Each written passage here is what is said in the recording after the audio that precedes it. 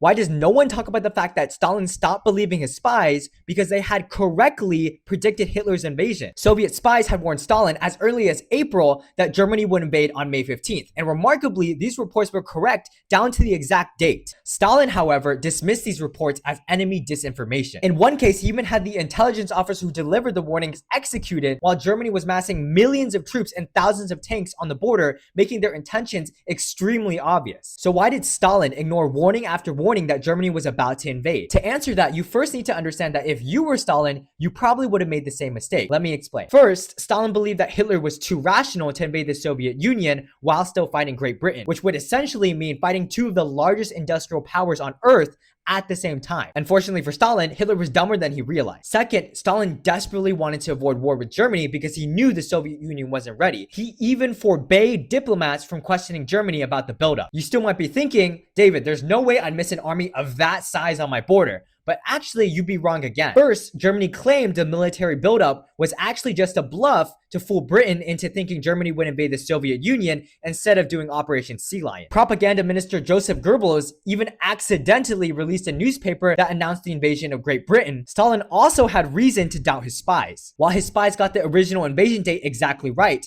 Hitler delayed Operation Barbarossa after unexpectedly invading Yugoslavia and Greece thanks to Italy's incompetence. So when May 15th passed without an invasion, Stalin concluded that his spies were wrong all along. That's not to give Stalin an excuse, but while he was definitely still a murderous, psychopathic idiot, he still had rational reasons to not take the German threat seriously.